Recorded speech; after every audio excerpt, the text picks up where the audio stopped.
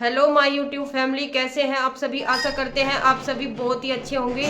आप सभी का एक बार फिर से राम की दुनिया में बहुत बहुत स्वागत है। आज फिर हम आप सभी के साथ एक सच्ची घटना शेयर करने वाले हैं।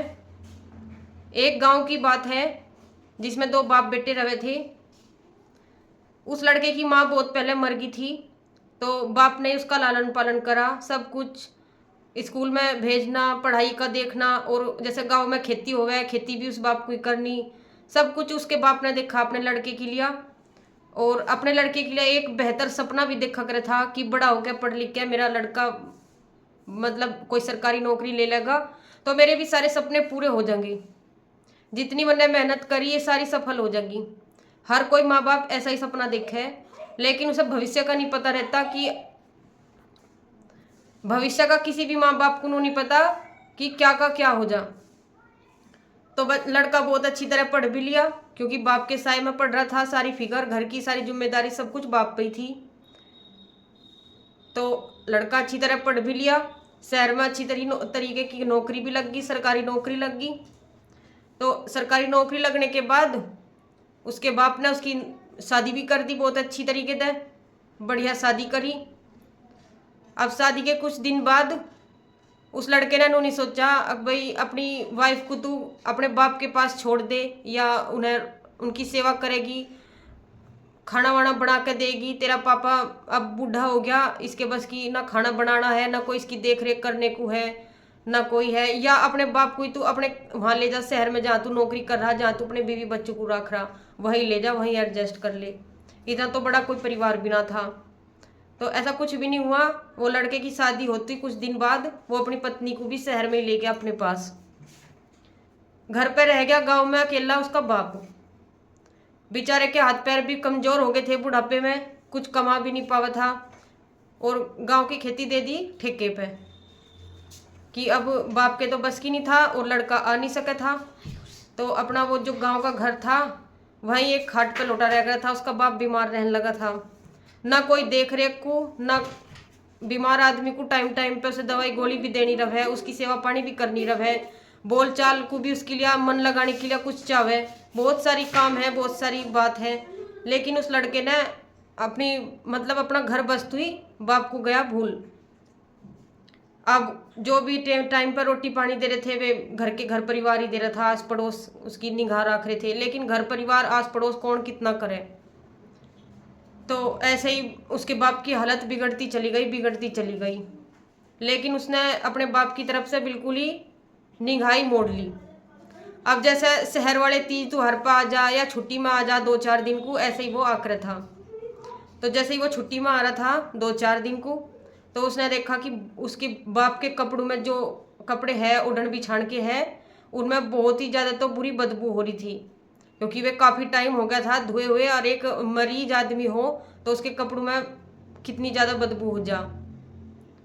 और बस बेचारे को रोटी पानी मिल रही थी, घर परिवार जो दे रहा था।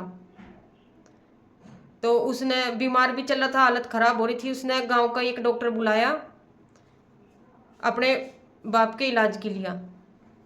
तो डॉक्टर आ गया, डॉक्टर ने दवाई गोली कर दी, इंजेक्शन कर दिया। तो वो बोला डॉक्टर थे, डॉक्टर साहब तुम रोज की रोज मेरे बाप को आके, मेरे पापा को आके देख रेख करते रहियो।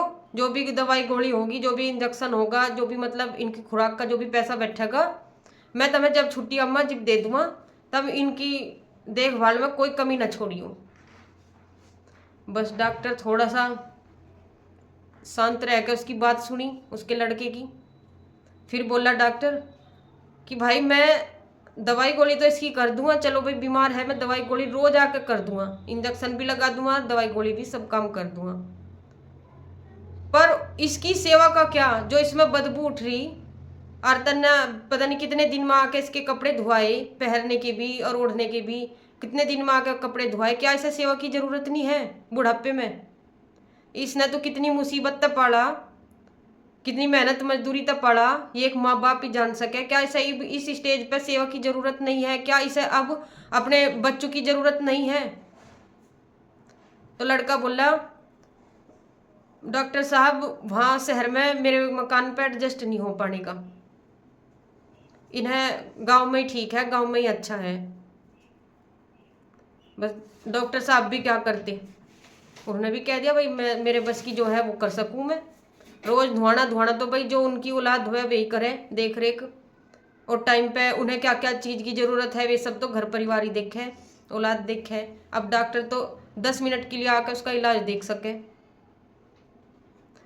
तो इतना डॉक्टर के समझाने पे भी वो लड़का अपने बाप को अपने साथ नहीं लेकर गया, ना अपने बीवी बच्चे उसने गांव में छोड़े कि यहाँ भी मेरे पापा की सेवा पानी के लिए कोई ना कोई चाह अच्छे से इनका इलाज हो जा, इनके पास रहे तो इनका भी मन लग जा। नहीं, वे एक घर में अकेले पड़े रहे थे बहुत बुरी कंडीशन में। लेकिन लड़के ने कुछ नहीं सोचा, ना लड़के ने अपनी पुरानी बात सोची कि तेरे पापा ने कितनी मेहनत है तू पाला, बिना माँ के पाला, और आज तू पढ़ा लिखा के सक्सीड कर दिया तो तेरा भी बाप के प्रति कोई फर्ज बनता होगा। आजकल के बच्चे थोड़ा सा स्टैंड क्या लेवे कि वे आसमान में उड़न लगे, माँ बाप को तो वे भूल ही जावे। इसमें सभी बच्चे नहीं आते, कुछ बच्चे हैं ऐसे जो अपने पैर पर खड़े होते ही अपने माँ बाप को भूलना शुरू कर दें। तो कुछ दिन के बाद उसके बीमारी तो थी ना, कोई देखभाल करने के लिए था। कुछ दिन के बाद वो उसका पापा मर जा, तो उसका लड़का पूरे तो गांव को न्योता देवे 13वीं का, अपने बाप की 13वीं का पूरे गांव को न्योता देवे। अपने रिश्तेदार, अपने घर परिवार जो भी उसके मिलने चलने वाले सबको न्योता देवे, और एक तो एक पकवान बनवावे, एक तो एक मिठाई बनवावे। अब उस न्योते में वो डॉक्टर भी शामिल था। वो डॉक्टर फिर आमना सामना हुआ उसके लड़के के साथ। तो वो डॉक्टर बोला, भाई एक बात कहूँ अगर बुरा ना लगे तो, जब इसकी सेवा का टाइम था तब तो तन्ने नु कहा था ना एडजस्ट नहीं हो पाने का, ऐसा गाँव में ही रहने दो। तब तो तन्ने इसकी सेवा करनी नहीं सोची अपने बाप की। आज तन्ने उसकी 13वीं के लिए तरह तरह के पकवान बना रखे। तू ये पकवान खुआ के यहाँ आदमियों को राजी कर सके, लेकिन भगवान के यहाँ तो तुझे भुगतनी पड़ेगी। तरह तरह के पकवान बना के भगवान को राजी नहीं कर सकता। तू अपने बाप की सेवा करता अपने पास ले जाके, या खुद अपने बीवी बच्चों को अपने आप यहाँ गांव में रहता, जब अपने बाप की सेवा करता तो तेरे ये तरह तरह के पकवान अच्छे भी लगते, या तू इन पकवान में थोड़ी बहुत कमी भी कर सका था जब भी चल जाती। लेकिन आज तेरे इन पकवानों ने शोभा नहीं दी। तो लड़का भंका का वहीं इतना लज्जित हो गया, अब उसका दोबारा बोल नहीं निकला।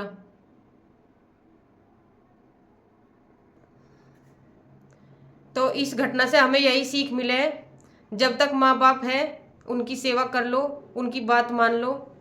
जब वे इस दुनिया से चले जाओगे तो आपको पछताने के सिवा और कोई रास्ता नहीं मिलने का, और भगवान भी माफ नहीं करने के। अपनी करनी के दंड यहीं भुगत के जाने पड़े, क्योंकि हमें भी कभी ना कभी माँ बाप बनना, और ना कभी अपने माँ बाप की मेहनत को भुला कर दे कि माँ बाप ने कितनी मेहनत करके हम पाले, हमारी परवरिश करी, हमारी स्कूल की फीस भरी, कितनी उनकी चप्पल घिसी होगी हमारे पीछे, मेहनत कर दूं। और आज हम थोड़ी सी सफलता पाने के लिए ही, थोड़ी सी सफलता प्राप्त करने के बाद ही अपने माँ बाप को ही भूल जा, 2 पैसे के चक्कर में।